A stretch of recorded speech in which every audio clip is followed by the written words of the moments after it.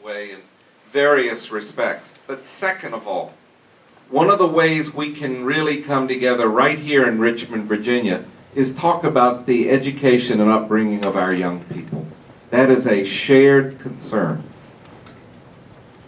So, I don't want to, so I'm not ignoring your question, so I answered a couple of them. I want to try, before I get your question, to answer. I think you're bringing some crucial points and important points. So first of all, I was hoping not to go down the list and tell you, this is what Quran says, this is the list of verses for this and this and that. But let me give it a small try to, give you an idea what the struggle is, what the challenges are. So in terms of how do Muslims view the other? How do we Muslims view the others? They're different from us in terms of religious, practices.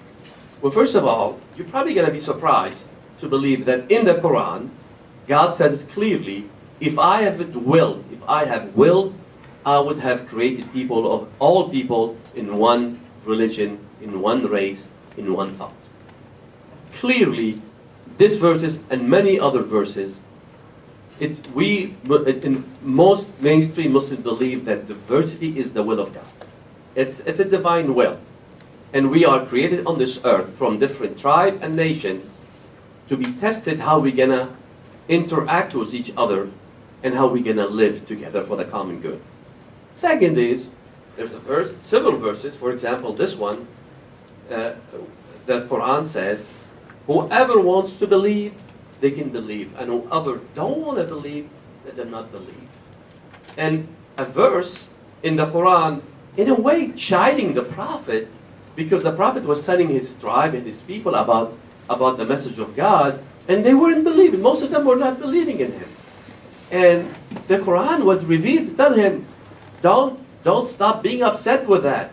Most of them will not be believed, even if you said day and night. Meaning, what it means, the overall theme of the Quran, that the diversity is here to stay and to stay. People will continue to believe and differ in their belief till the day of judgment. Now, how can a Muslim, believing Muslim, and we'll come back to this gap after that, say, I have to convert someone or kill them till they become Muslims, when the Quran clearly said Muslims can marry Christian and Jews and they can stay on their own religion.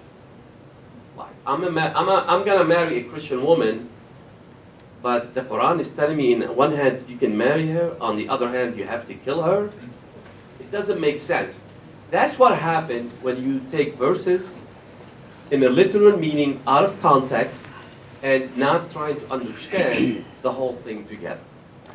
So I can go on these theological issues because there's books, scholars written on all that. It's a total lie. But the question is, why do we see the gap? Why do we hear about these news in Syria, in Iraq, in Afghanistan? People, what ISIS does is pretty savage and very really, unbelievably, unacceptable. So criminal. They're killing, most of their victims are Muslims. And Bill will tell you when they were in Jordan what happened. ISIS burned alive a Jordanian Muslim pilot fighter who his plane went down there. They burned him alive. And people in the street in Amman were so furious, so angry, they went protesting.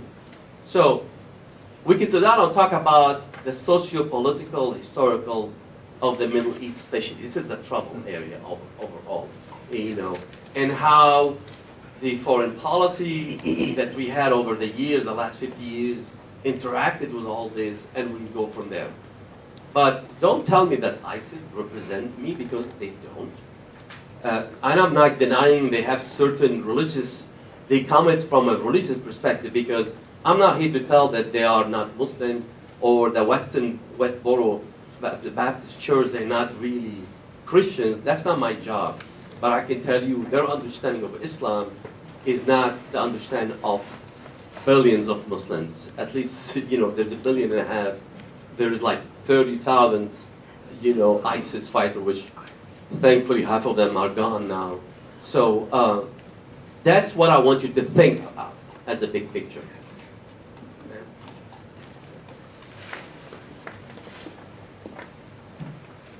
volunteer nurse at the Crossover Ministries health clinic. And I guess I'd like to understand a little bit more about Ramadan, because I know that it's a month long and that there's a lot of fasting. I mean, people are not taking their medicines, they're not drinking water during the day, you know, all this stuff. And it's a concern for me.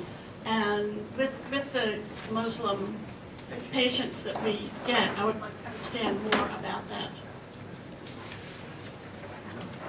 First of all, my dad goes to Crossover. My parents go to Crossover, so awesome, thank you.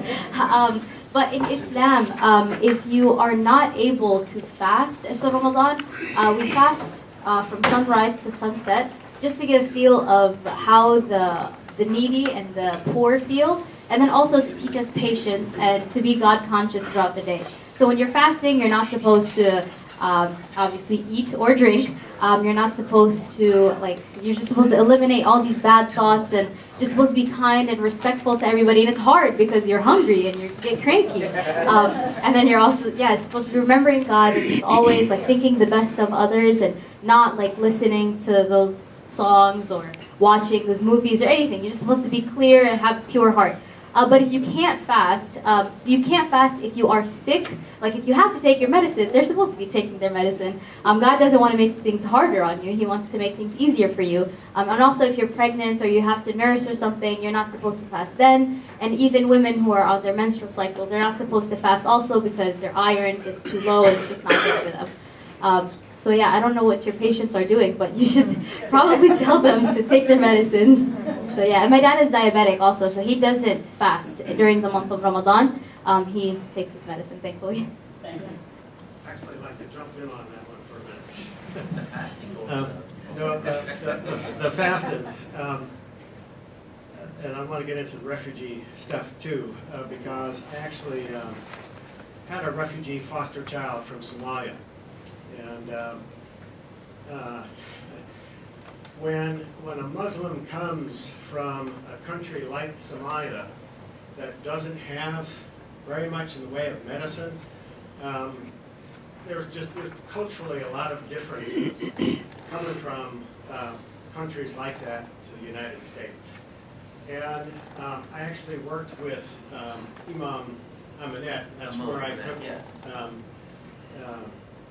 my foster child there, and we had to have a lot of discussions about how to practice the Muslim faith here in the United States, because it was very different than what he did when he was in Somalia. So if you have some patients, especially at Crossover, who might come from other countries, you might have them go and talk to the imam because they might be able to straighten them out about how to practice the faith here as opposed to the way they did back home. There's a big difference, and they really need to sort of be enculturated to taking their medicines and that kind of stuff. Now, after we take your question, I'm going to ask my wife to speak on, because she's on the refugee committee of the Islamic Center, works with reestablished Richmond Catholic Charities, and I think some of the statements made about the refugees were simply inaccurate and incorrect. And we owe that to refugees, doesn't matter who they are, what faith they are, we owe to the public to understand how the system works and how a lot of these refugees, they don't come here just to play around. Okay, so, and what is really we're offering them? Well, actually, I can jump in on that one too. So I've helped personally, or in my job, resettling refugees from Cambodia, Vietnam, Afghanistan, Iraq, Somalia, and a couple other African countries. And the foster care child that I had, he came to us 2 weeks before his 18th birthday. His benefits, any kind of benefit that he got, would end on his 21st birthday. You know, he's cut loose, he gets nothing. And basically his benefit went to me to help him out. And it wasn't a lot of money. So he definitely wasn't here for the money. The other refugees that and by the way, he actually left our family after 4 months to take a job in Nebraska working at a meatpacking facility so that he could send money home to his parents who were still in Mogadishu. And it is a long story, I won't get into all of that stuff, but very admirable young man. The other refugees, two of the last refugees that we've sponsored or helped out were both from Afghanistan. And neither one of them got any benefits. The first one, about 4 or 5 years ago, was, they got a visa to come to the United States. They came into Richmond. They were at the airport for 2 days, just before Christmas, before somebody noticed that they were sitting there for 2 days, this man and his family. He worked for the U.S. Army when he was in Afghanistan for a bunch of years. And we had somebody happened to see him, and there was a number of us that got together and helped pay for his rent and find him a place to stay and all that kind of stuff. Same thing, I'm looking at my colleague Diane out there, same thing happened with another Afghan refugee who has been working with U.S. military since 2003. And came here, came to the Afghan community here, but had no support really from our government and no benefits, no nothing. So I just wanted to let people know about the refugee situation, because that's actually part of why we're doing this session. It came out as part of the whole refugee ban. And as you know, the Catholic Church is responsible for bringing over a lot of refugees and resettling them. And so this is a question that the U.S. bishops have had, and we're sort of complaining about the new policy. Let's get these two folks come in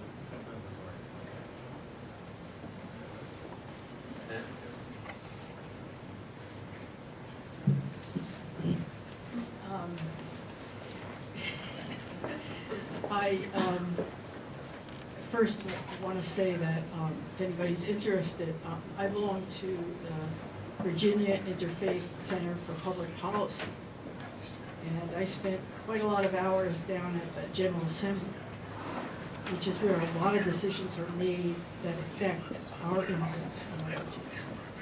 And you would be amazed at some of the prejudicial thinking that goes on in the assembly that is very hard to crack. So if you're interested, that is an organization you can find online. It's the Virginia Interfaith Center for Public Policy, to which Muslims belong, Jews belong, Christians, and Catholics. But I wanted to thank you because you answered a question that I've had for a long time, which is about scholarship. That because that scholarship about the Hadith and about the Quran is mostly not available to us. And so I was a teacher of theology, and so I always had that question, are they going through what we're going through with biblical studies? And it sounds like, yes, exactly. The whole thing about context, understanding the verses, giving that time. And so that was very helpful to me. I did want to ask you though, do you think, I understand the emphasis on Arabic because it is the language of the Quran, but on the other hand, since it is, your religion is so diverse, does the emphasis on Arabic help to sort of infantilize some of your followers that they can't keep up with what's actually happening among scholars? That's, in other words, that lay people can't. Well, I think that's, first of all, can you hear me here? I think the battery is So, first of all, the Virginia Interfaith Center for Public Policy is a great organization. I served on the board for 6 years, and I enjoyed my time, learned a lot from them. In terms of scholarship, you're right. There is so much a diverse body of scholarship spanning across 1,400 years. So when I remember the former governor of Virginia, Bob McDonnell, when we met with him, some Muslim leaders from the Virginian Muslim leader met with him, and he was very kind and open to us. He said, well, can you give me the Sharia book to read? I said, Governor, I cannot. It's like 1400 years, tons and tons of papers and different opinions spinning from the left to the right, from the very liberal to the ultra-conservative, depending on where you lived, what scholar, what context, you can't. And that's the beauty and also, in a way, the problems that some groups can pick and choose, cherry pick, and what they believe their utopian world. Some groups, they want to bring back this good old Islamic civilization, or good old Catholic civilization, or Jewish, empires. It ain't gonna happen. The world is different now, and we need to focus on, bringing people together, not dividing them on older versions of interpretation by mainly man of, sacred texts that have different meaning in different contexts of time. Now, the emphasis of Arabic is obviously because of the text itself. In order to, so the Quran, like the Bible, like the Hebrew Bible and the Torah, is, has an original language. When the believer reads it, gets to it three types of what I would say readings. There is the immediate readings that really appeals to your spirituality, to your sense of who you are as a whole person. When God says, for example, in the Quran, love your neighbor like you love yourself, then you can reflect on that. You don't need to be a scholar in Arabic or Hebrew to understand that. Then you can get to a deeper level where really, these verses that deal with war and peace, that they were raised. Well, if I don't understand Arabic or the scholarship, I'm going to be totally confused about it. So I can dig a little bit. And then there's this whole issue of the regulations, laws, ritual, food, marriage, divorce, prayer, ritual, that needs someone who understands clearly, have the scholarship, the language especially, and the evolution of all this thinking. Yes, it may alienate some person, and in fact, one of the problems with these younger that are being radicalized and going into extremists, it's not that they're very religious. Most of them, that they're not religious. We don't see them in mosques. We don't see them at our Islamic centers. The Islamic Center of Virginia, the largest one, does not allow any speaker or anyone to speak a language that is extremist, can be perceived extreme at all. Not because they're policing themselves, because this is who they are. This is how they understand the Quran and Islamic, references. So you're right, that's a struggle, and I guess my sense is a struggle with all faith traditions, how to get more scholarship around it.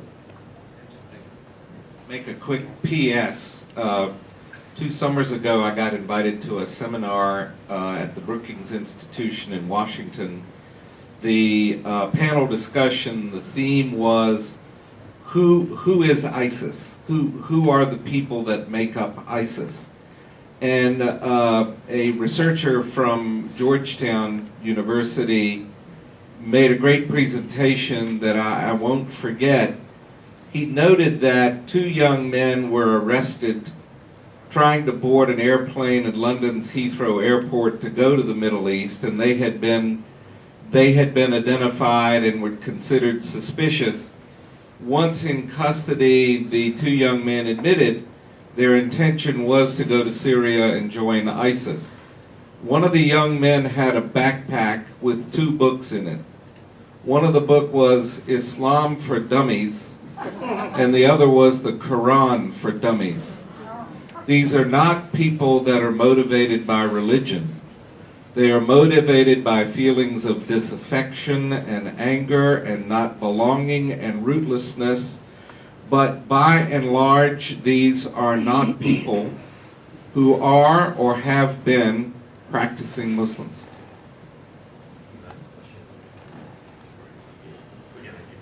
Thank you. Thanks for coming here tonight. I don't know anything about the Quran, to be honest. And I understand there's lots of different interpretations. So I don't know even how fruitful it is to get into the discussions of that. And I think current events can distort things a lot. Can distort our understanding of Islam. But I think I look at kind of the root, the foundation of Islam compared to Christianity. And I think, you can people don't all agree about Jesus Christ, if he lived, if he was God, all that. I think there's no disagreement that Jesus Christ, to the extent he lived, was a peaceful man. I've never heard anyone contradict. Was Muhammad a peaceful man? Is there any reasonable argument that he was not a peaceful man, or is it uncontroversial that he was a peaceful man? So, I mean, it goes into the issue, as I said before. Was Solomon a peaceful prophet? Was Moses a peaceful man? Did this Moses ever went into a confrontation with Pharaoh? Did he ever led his people to rebel against the tyranny? So if you take that into perspective, yes, the Prophet Muhammad was a peaceful man who wanted to, live in peace with his people. They wouldn't let him. Sometimes he had to defend himself. I mean, the army of Quraysh, who were polytheistic at the time, surrounded the city of Medina, wanted to crush a young, starting community. So the Prophet came with his companions, men and women, and defended the city. Okay? So now, we can sit down and talk about, these expansion of Islam throughout history. How did it happen? Was some of it by, people, armies, some of it was peaceful, some of it, yes, there's the good and the bad and the ugly. But yes, the Prophet, majority of Muslims consider the Prophet a peaceful man. This does not mean a man who didn't defend his family, his community, and his religious faith. That's the way I understand it simply. Now, you want to talk about the refugees a little bit from your experience, and I think it's important that people have a more factual, like Paul was saying, about the reality of refugees, because she was involved for years in the Iraqis, the Somalis, the Afghani, and more recently with the Syrians. And what was important is the Islamic Center is doing that in collaboration with the Catholic Charities, Re-established Richmond, and many other organizations.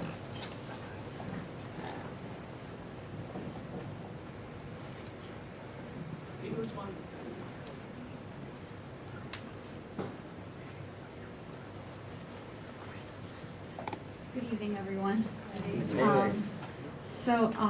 I do some volunteer work helping refugee families resettle here in Richmond, and I started back in 2008 when we were going into that big recession and there were no jobs to be had, which was the worst time to resettle refugees here in Richmond. And the first family that I was tasked with helping actually was not a Muslim family. They were from Iraq, and they were what we call Mandian. And Mandian, there's another word for that, which comes from the Bible, the Sabians. Have you ever heard of that? So it's basically like a community, they're kind of like an in-between between Jewish and Christian, because they believe in all the prophets up to John the Baptist, and they stop there. They don't believe in Jesus. So they were the first family that I helped, and they were very, very nice people. And they liked Richmond, but they realized that they were not going to be able to have any jobs here. And they spoke no English, all of them. There were 5. And so they decided, because they knew that in Michigan they had more of their own people that would be willing to hire them, they decided to relocate to Michigan. So after like a couple of months, they relocated, and now they're in Michigan. And then after that, we started having one family after another, and helping. Most of those families are Muslim. And I'm not good with numbers. I don't know exactly how much. I know there's a certain amount of money that the State Department allocates to each incoming family, and that money is given to the resettling organization. And in Richmond, there are currently 3 resettlement organizations.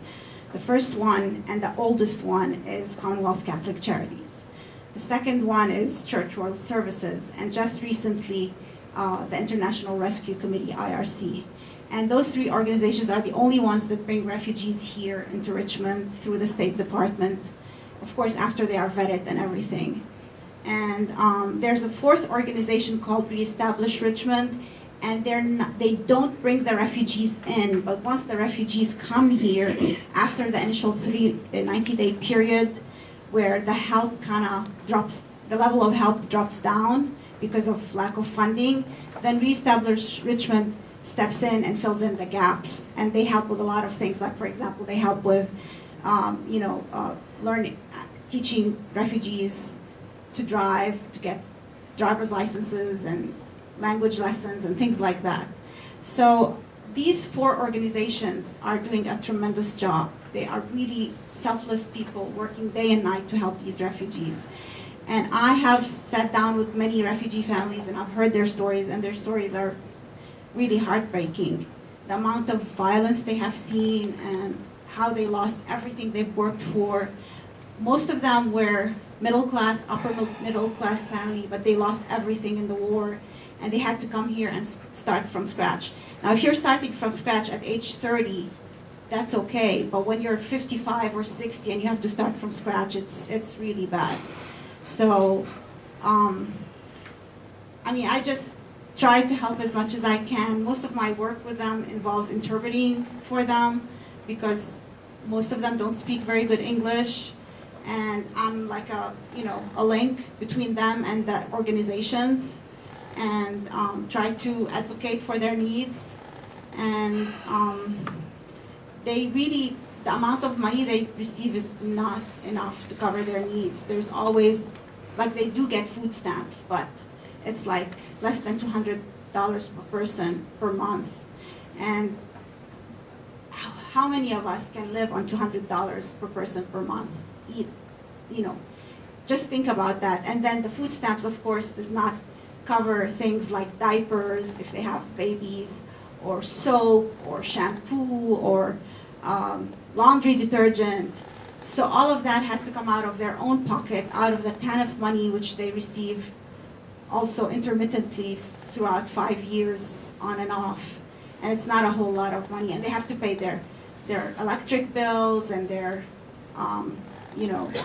water bills and everything from that money. So it's really not a whole lot of money until they find a job. And most of the time, finding a job is hard when you don't speak English. And most of them are like right now we have some Syrian families, and they have, most of them have good skills, they're trained workers, but none of their skills are recognized here. So like nobody will hire them. Like maybe one of them is a car mechanic, but he's not certified to work on cars here. So in his country, he probably was able to make a decent living, but coming here, he goes to find work and no one will hire him because he doesn't have the proper certification. And in order to get the proper certification, you need to speak the language. So it's a vicious circle. So you see all the challenges that they face, it's really tremendous. And they're really vulnerable people, and I try my best to help them. And there are so many other volunteers, both Muslim and non-Muslim, who try to help. And we need more and more of those volunteers. So.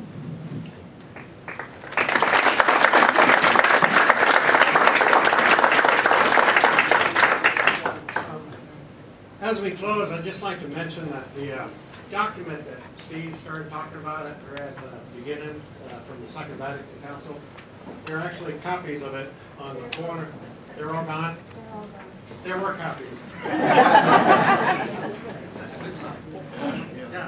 I'd like to, yeah, it's online. Google. I'd like to have a round of applause for our panel.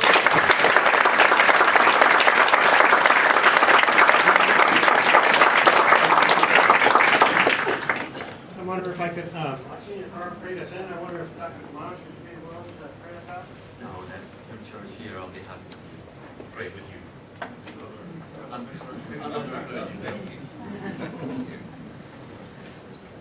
Let us pray. Thank you very much, gracious Lord. Your love, your sense of peace, your call to be your people together pervades our midst. Speak to us in the midst of all that concerns us. Break through our fears and suspicions.